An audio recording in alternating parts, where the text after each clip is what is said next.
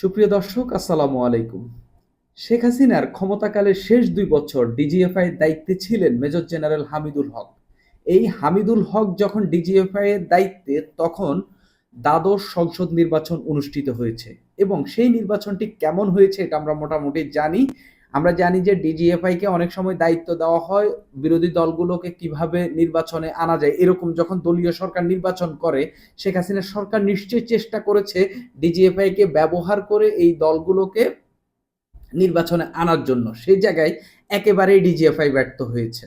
ব্যর্থ মানে চরমভাবে ব্যর্থ হয়েছে। অর্থাৎ হামিদুল হকের ডিজিএফআই শেখ হাসিনার নির্বাচনে দলগুলোকে আনার ক্ষেত্রে, বিরোধী দলগুলোকে বিশেষ করে জামাত বিএনপি এবং তাদের সমমনা দলগুলোকে নির্বাচনে আনতে একেবারেই ব্যর্থ হয়েছে এবং ডামি নির্বাচনের জন্য জামাত বিএনপির নেতাদেরকে বিচ্ছিন্ন করে নির্বাচনে আনতেও অলমোস্ট ব্যর্থ হয়েছে। দুই একজন ছাড়া আর কেউই যায়নি।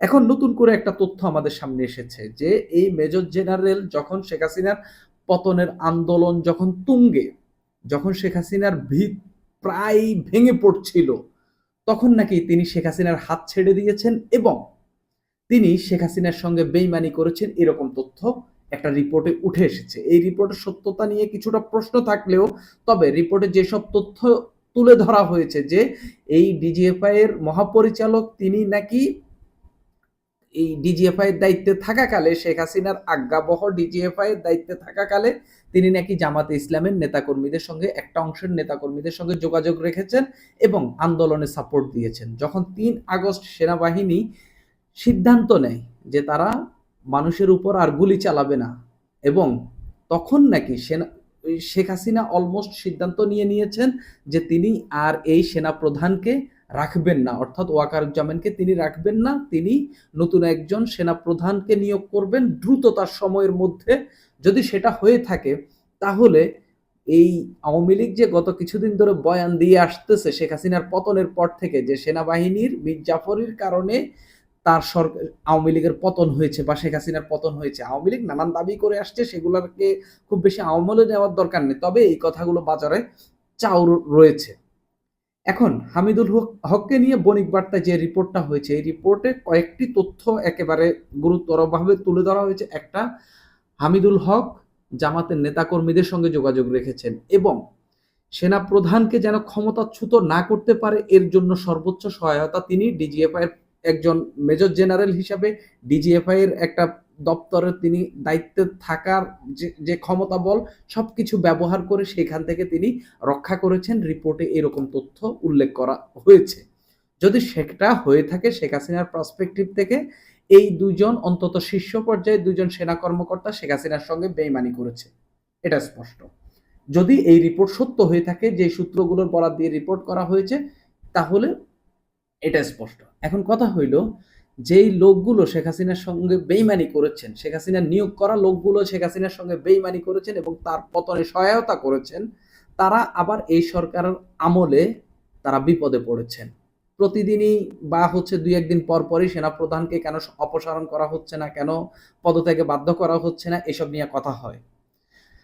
হামিদুল হককে শেখ হাসিনার পতনের পর এই সরকার গঠিত হয়েছিল ৮ আগস্ট। ১২ই আগস্ট হামিদুল হককে তার দায়িত্ব থেকে সরিয়ে দেওয়া হয়েছে, তার বিদেশ গমনে নিষেধাজ্ঞা দেওয়া হয়েছে, তার ব্যাংক অ্যাকাউন্ট, ৪টা ব্যাংক অ্যাকাউন্ট সম্ভবত ফ্রিজ করা হয়েছে।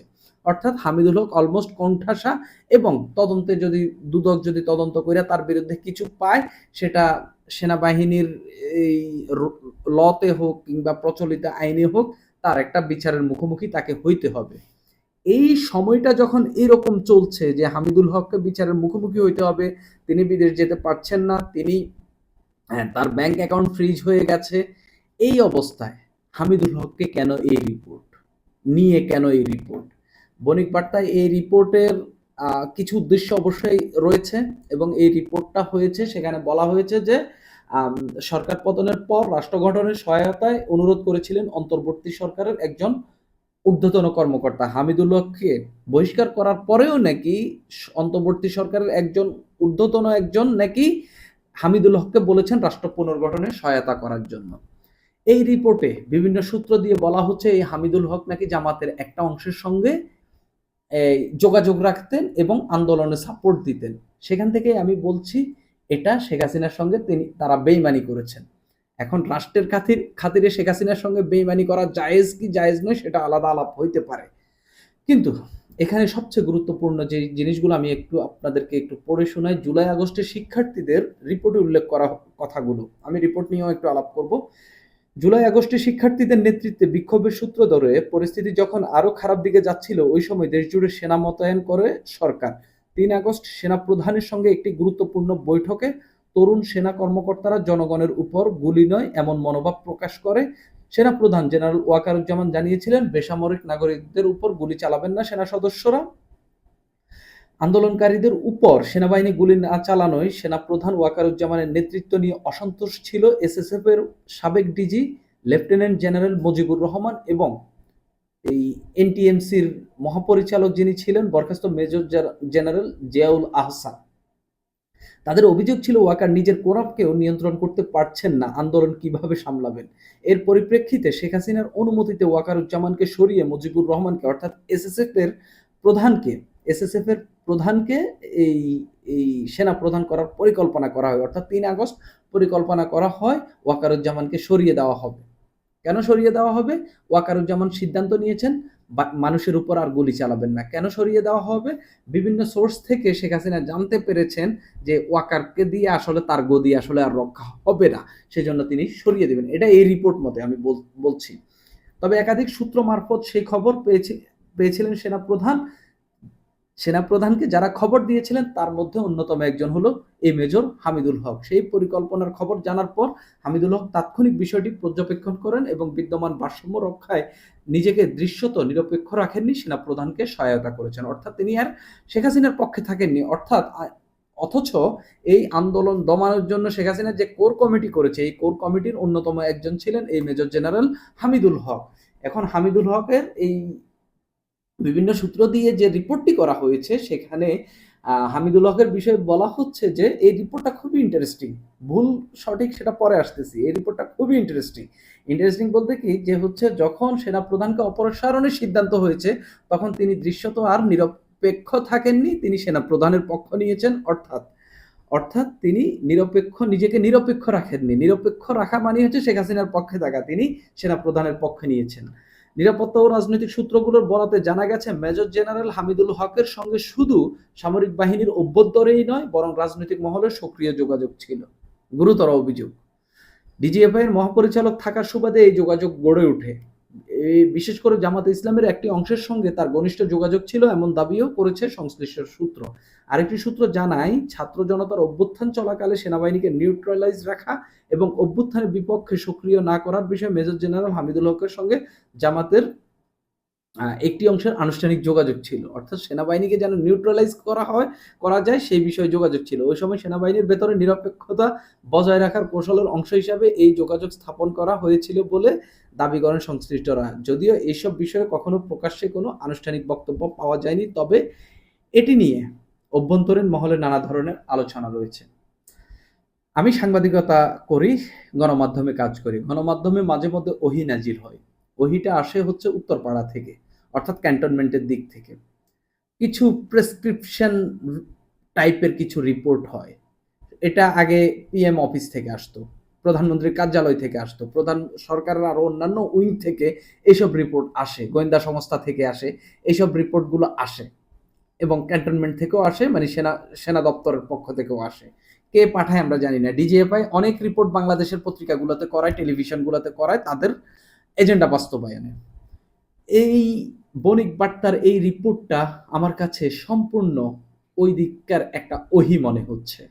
সেটা ডিজিএফআই থেকে আসতে পারে, সেনাবাহিনীর পক্ষ থেকে আসতে পারে, কিংবা কেউ তাদের পক্ষ হয়ে করাচ্ছে। ওহী শুনলে একটু আমাদের মন খারাপ হইতে পারে। ওহীটা আমাদের যে আল্লাহর বাণী রাসূলের উপর এসেছিল সেটা ওহী মানে হচ্ছে বার্তা, মেসেজ, বা হচ্ছে আমি ওই থ্রুতে বলেছি, আপনারা এটা ধর্মীয়ভাবে এটা নেবেন না। সেই জায়গা থেকে আমার কাছে মনে হচ্ছে এটা ওই উপরের মহল থেকে একটা নির্দিষ্ট জায়গাকে কিছু মানে যে অপরিষ্কার রয়েছে বা যে ইমেজ রয়েছে সেটাকে কিছুটা পরিষ্কার করার একটা চেষ্টা চালানো হয়েছে। শেখ হাসিনা তার ডিজিএফআই কখনোই ফিল্টার না কইরা ডিজিএফআই প্রধান নিয়োগ করেননি, সেনা প্রধানও নিয়োগ করেননি। কিন্তু সেনা প্রধান কিংবা ডিজিএফআই প্রধান রাষ্ট্রের খাতিরে তারা যে কোনো সময় তারা ওই যারা তাকে নিয়োগ দিয়েছেন তাদের হাত ছেড়ে দিতে পারেন, এটা হইতে পারে। এই সম্ভাবনা আমি উড়িয়ে দিচ্ছি না। তবে ডিজিএফআই শুধু গত ২ বছরে নাই, শেখ হাসিনার আমলে হামিদুল হকের ২ বছর সহ শেখ হাসিনার আমলে কি করেছে এটা আমরা জানি।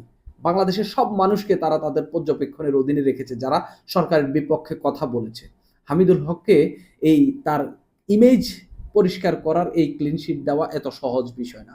তবে শেষ মুহূর্তে তারা শেখ হাসিনার সঙ্গে বেইমানি করলেও করতে পারেন, নানা কারণেই করতে পারেন।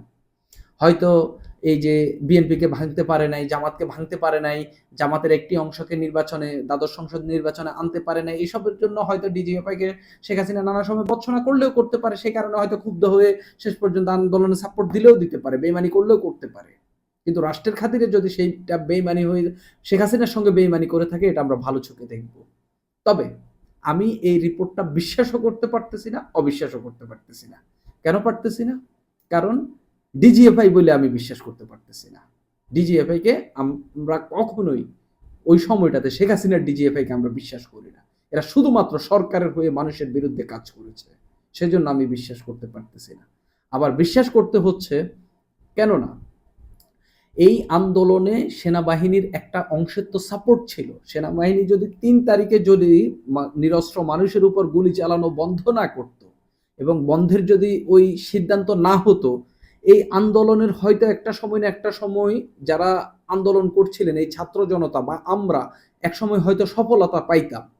কিন্তু ওই ৩ আগস্ট সেনাবাহিনী গুলি বন্ধ করার পর ৫ আগস্ট একেবারে একদিন পরেই আমরা সফলতা এটা এত সহজে পাইতাম না।